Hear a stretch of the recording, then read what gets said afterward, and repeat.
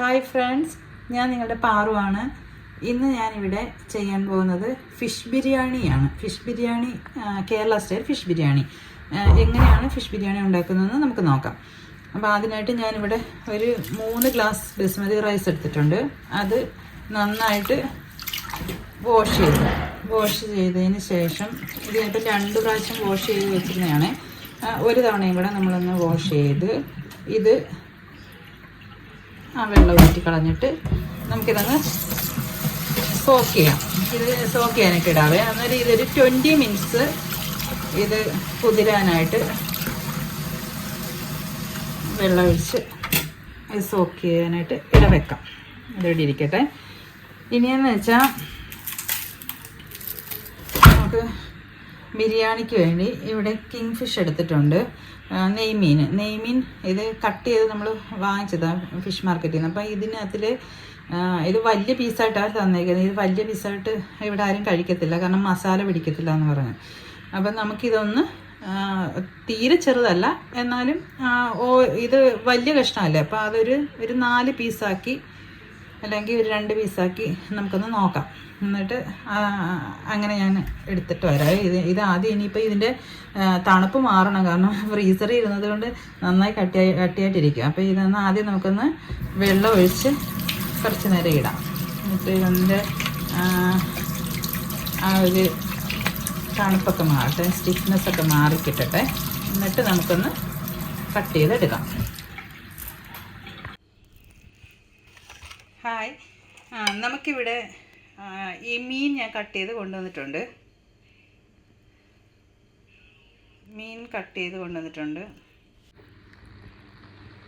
മീൻ ഇവിടെ ഇങ്ങനെ കട്ട് ചെയ്ത് വെച്ചിട്ടുണ്ടേ. കട്ട് ചെയ്ത് ഞാൻ കൊണ്ടുവന്ന് അതിലേക്ക് നമുക്ക് 1 ടേബിൾ സ്പൂൺ മുളക് പൊടി, നല്ല മുളക് പൊടി വേണേൽ ഇടാം. ഇതിവിടെ ഞാനിപ്പം കാശ്മീരി ചില്ലിയാണ് ഇട്ടത്, അതേ ഉള്ളിവിടെ, അതുകൊണ്ട് അതിട്ട്. പിന്നെ ഒരു 1/4 ടീസ്പൂൺ മഞ്ഞൾപ്പൊടി, പിന്നെ ഉപ്പ്,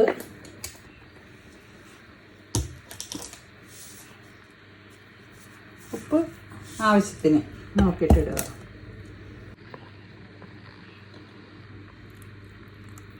ഒരു ടേബിൾ സ്പൂൺ വിനെഗർ ഒഴിക്കണേ. ഒഴിച്ചിട്ട് ഇതെല്ലാം കൂടെ ഒന്ന് പുരട്ടുക. നന്നായിട്ട് ഇതൊന്ന് മിക്സ് ചെയ്ത് മാരിനേറ്റ് ചെയ്യാൻ നമുക്ക് 20 മിനിറ്റ് വരെ മാരിനേറ്റ് ചെയ്യാൻ വെക്കാം. ഞാനിവിടെ ഒരു 5 സവാള നീളത്തി അരിഞ്ഞ് വെച്ചിട്ടുണ്ട്. ഇനി ഇത് മസാല ഉണ്ടാക്കാൻ വേണ്ടി നമുക്ക് ഫിഷ് ബിരിയാണിക്ക് വേണ്ടത്. ഇവിടെ കുറച്ച് പുതിനയില, കുറച്ച് മല്ലിയിലക്കാളും കുറവ് മതി പുതിനയില. പിന്നെ ഒരു 2 ചെറിയ ടൊമാറ്റോ കട്ട് ചെയ്ത് വെച്ച്, പിന്നെ ഇവിടെ 6 വെളുത്തുള്ളി, ഒരു വലിയ കഷ്ണം ഇഞ്ചി, ഒരു 6 പച്ചമുളക്, ഇത് ഇത്രയും പേസ്റ്റാക്കി വെച്ചിട്ടുണ്ട്. ഇനി നമുക്കിതിന് വേണ്ട മസാല തയ്യാറാക്കാനായിട്ട് ഒരു ഫ്രൈയിങ് പാൻ അടുപ്പത്ത് വെക്കാം. ഞാനിവിടെ ബിരിയാണിയുടെ റൈസ് വേവിക്കാനായിട്ട് ഒരു റൗണ്ടിലുള്ള ഒരു പാത്രം എടുത്തിട്ടുണ്ട്. അതിലേക്ക് 2 കഷ്ണം പട്ട, 2 ബേ ലീഫ്, 2 കാർഡമം, അതായത് ഏലക്ക, ഒരു 3 ഗ്രാമ്പൂ, ഇത് ഇത്ര ഇട്ടിട്ടുണ്ട്. ഇത് നമുക്ക് ഒന്ന് ചോറ് വെന്ത് കഴിയുമ്പോൾ നമുക്കിതങ്ങ് കോരി കളയാവേ, കാരണം ഇല്ല എങ്കിൽ അത് നമ്മൾ കടിക്കുമ്പോൾ നമുക്കതൊരു ബുദ്ധിമുട്ടാണ്. അത് കോരി കളയാം. എന്നിട്ട് നമുക്ക് ഇതിലേക്ക് നമ്മൾ സോക്ക് ചെയ്ത് വെച്ചിരുന്ന അരി ഇടാം. ഇതൊന്ന് നല്ലതായിട്ടൊന്ന് ബോയിൽ ചെയ്ത് വരട്ടെ. ഇത് നല്ലോണം തിളച്ചിട്ടില്ല. നല്ലവണ്ണം തിളച്ച് വരുമ്പം നമുക്ക് അരി അങ്ങോട്ട് ഇട്ട് കൊടുക്കാം. ഇതിലേക്ക് ഒരു ടീസ്പൂൺ നെയ്യ് ഇട്ട് കൊടുക്കാം. ബിരിയാണി മസാല ഉണ്ടാക്കാൻ വേണ്ടിയാണേ. എന്നിട്ട് നെയ്യ് ഒന്ന് എടുത്ത് തണുപ്പായതുകൊണ്ട് നെയ്യൊക്കെ കട്ട് ചെയ്തിരിക്കാം. എന്നിട്ട് അതിലേക്ക് കുറച്ച് സൺഫ്ലവർ ഓയിലും കൂടെ ഒഴിച്ചു. നമ്മൾ അരിഞ്ഞ് വെച്ചിരിക്കുന്ന സവോള ഇട്ട് കൊടുക്കാം.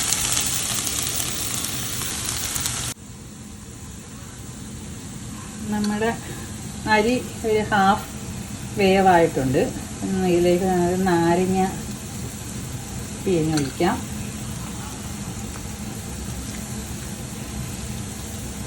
എന്നിട്ട്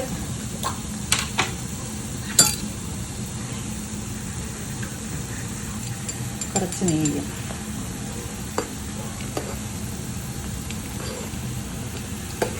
കൂടെ ഒഴിച്ചിട്ട് നമുക്കിതിങ്ങനെ കോരിയെടുക്കാം. നെയ്യ് ഒഴിക്കുന്നത് ഒരു നമ്മുടെ റൈസിനൊരു ഫ്ലേവർ കിട്ടാൻ വേണ്ടി കേട്ടോ. നിങ്ങൾക്ക് താല്പര്യം ഉണ്ടെങ്കിൽ ഒഴിച്ചാൽ മതി. ഇനി റൈസ് നോക്കിയത് ഒരു ഹാഫ് വേവായിട്ടുണ്ട്. എന്നിട്ട് തീ ഓഫ് ചെയ്തിട്ട് ഇതിന് കോരി പാത്രത്തിലേക്ക് മാറ്റാം.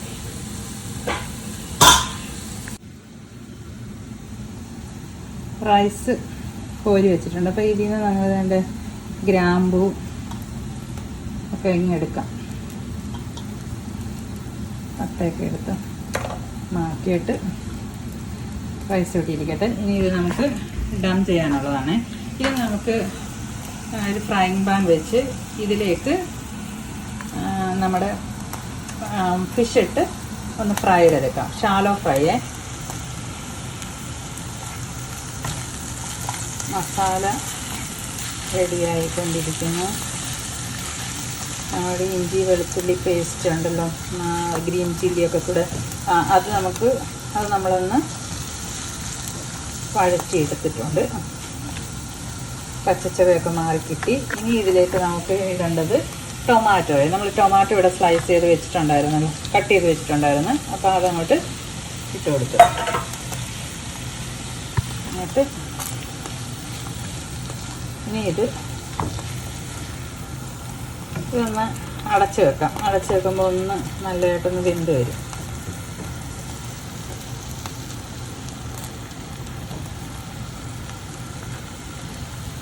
അപ്പോഴത്തേക്ക് നമുക്ക് മീൻ ഫ്രൈ ചെയ്ത് എടുക്കാം.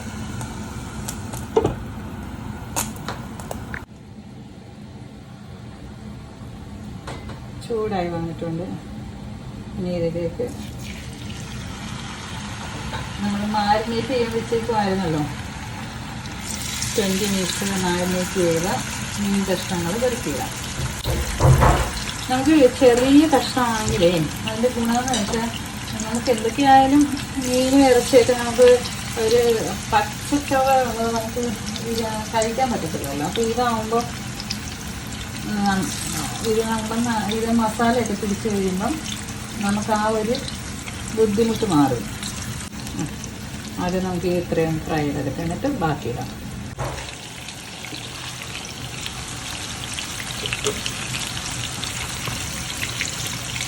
ഇതിലേക്ക് നമ്മൾ എടുത്ത് വെച്ചിരിക്കുന്ന കുറച്ച് പുതിനയില, കുറച്ച് മല്ലിയില ഇട്ട് കൊടുക്കും. എന്നിട്ട് ഒന്നും കൂടെ അടച്ച് വെച്ച് കുക്ക് ചെയ്യാം.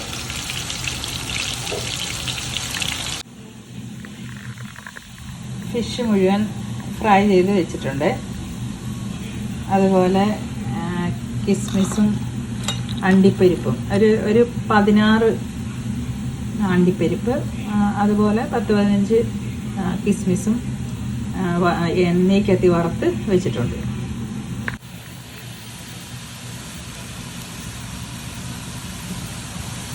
സവാള വറക്കുകയാണ്. സവാള വറക്കുന്നതിന് നമ്മൾ സൺഫ്ലവർ ഓയിലോ ഒക്കെ യൂസ് ചെയ്താൽ മതി.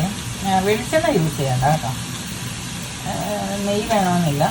സവാള സൺഫ്ലവർ ഓയിലിനകത്ത് തന്നെ വറുത്തിങ്ങെടുക്കാം. ചെറുതായിട്ട് ഉപ്പിട്ടിട്ട് അല്ലെങ്കിൽ പഞ്ചസാര ഇട്ട് ഒന്ന് ഫ്രൈ ചെയ്തിങ്ങെടുത്താൽ മതി.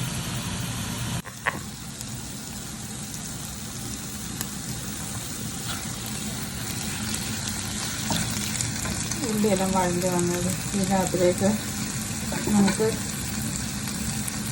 ഒരു 1/4 ടീസ്പൂൺ മഞ്ഞൾപ്പൊടി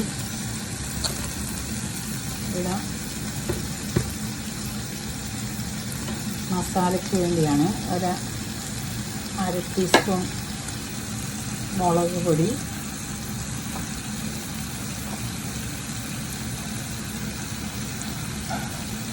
ഗരം മസാലയൊക്കെ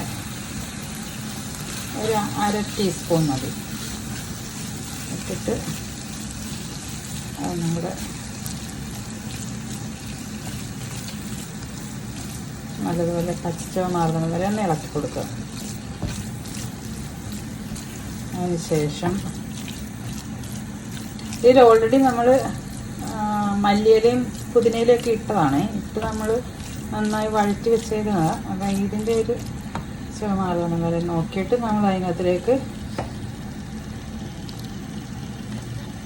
ഒരു 1.5 ടേബിൾ സ്പൂൺ തൈരിടുക.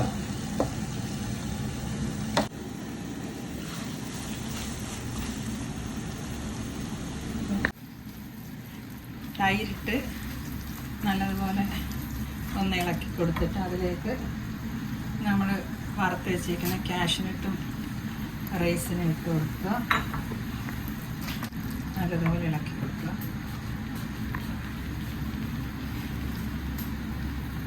പിന്നെ ഇതിലേക്ക് നമ്മൾ വറുത്ത് വെച്ചിരിക്കുന്ന ഉള്ളിയില്ലേ, അതൊന്ന് ജസ്റ്റ് കൈ വെച്ചൊന്ന് പൊടിച്ചിട്ട് അതും കൂടി ഇങ്ങോട്ട് ഇട്ട് കൊടുക്കുക. ഇട്ട് കൊടുത്ത് നന്നായിട്ട് ഇളക്കി ഒന്ന് ഉപ്പ് നോക്കാം. കുറച്ചും കൂടെ ഉപ്പ് വേണം. ഇതിലേക്ക് നമ്മൾ ഫ്രൈ ചെയ്ത് വെച്ചിരിക്കുന്ന ഫിഷ് ഇട്ട് കൊടുക്കാം.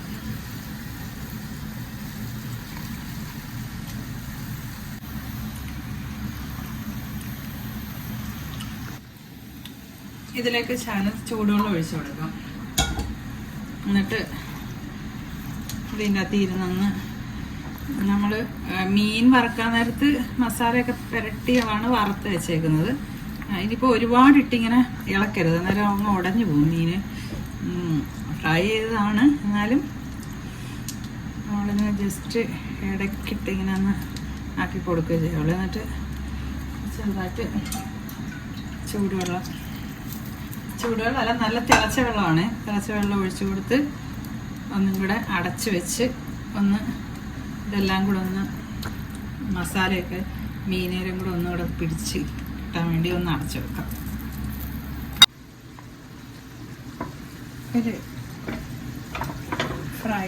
ഒരു തവ വെച്ചിട്ട് ആ തവയുടെ മുകളിൽ നമ്മൾ ഒരു കടായി എടുത്ത് വെച്ചിട്ടുണ്ട്. ഇനി നമുക്കിതിനകത്തിലേക്ക് കുറച്ച് നെയ്യ് ഇട്ട് കൊടുക്കാം.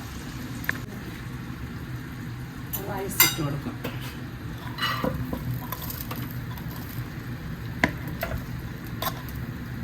റൈസ് ഇട്ട് കൊടുക്കുന്ന ആ സമയത്ത് പട്ടയോ എന്തെങ്കിലും ഗ്രാമ്പോ ഒക്കെ കിടക്കുവാണെങ്കിൽ അതെടുത്തങ്ങ് മാറ്റിയാൽ ഓൾറെഡി അതിൻ്റെ ആ ഒരു മണവും ഗുണവും ഒക്കെ അത് ചെന്നിട്ടുണ്ട് റൈസിൽ. അപ്പം തന്നെ നമുക്ക് അത് അങ്ങനെ ചെയ്യേണ്ട ആവശ്യമില്ല.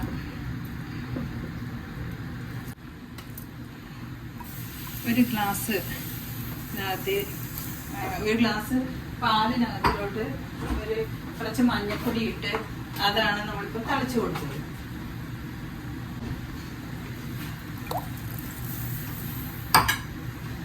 ഇതിലേക്ക്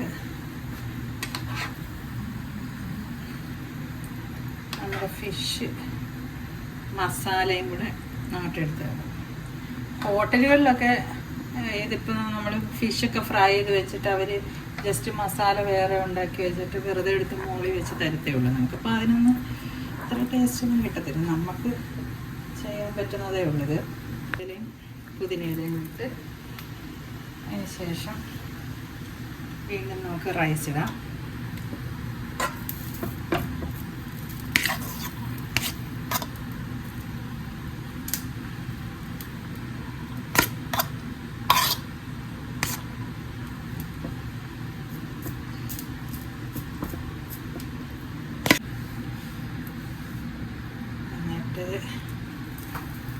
നമ്മൾ കുറച്ച്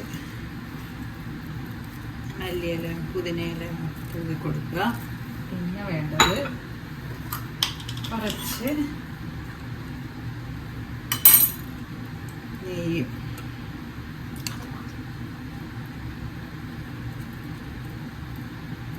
മുകളിട്ട് കൊടുക്കണം. കുറച്ചൊന്നായിട്ട് ഞാൻ പറയത്തില്ല. എന്നിട്ട് ഇതൊന്ന് ടൈറ്റാക്കി അടച്ചു കൊടുക്കുക. ഇതിൻ്റെ അകത്ത് നമ്മൾ മൈദാമാവ് ഒട്ടിക്കുവോ ഇല്ലെങ്കിൽ അങ്ങനെ ഒന്നും നമ്മൾ ഈ ഫോയിൽ പേപ്പർ വെച്ചിട്ട് ഒട്ടിച്ച് വെക്കുവോ അങ്ങനെ ഒന്നും ചെയ്യേണ്ട ആവശ്യമില്ല. ഇത് നല്ല ടൈറ്റ് ആയിട്ടുള്ള ഒരു കണ്ടെയ്നറാണ്. അപ്പം നമുക്ക് ഇതിനകത്ത് ഇതിങ്ങനെ ടൈറ്റായിട്ട് തന്നെ ഇരുന്നോളും. ഇനി നല്ല ഒന്ന് ആവി കയറട്ടെ. ഒരു 15 മിനിറ്റ് നേരം നമുക്കിതിങ്ങനെ ഒന്ന് ആവി കയറി വരട്ടെ. 15 മിനിറ്റ് നമുക്കിത് ഡൺ ചെയ്തതിന് ശേഷം ഇത് ഓപ്പൺ ചെയ്ത് സെർവ് ചെയ്യാം.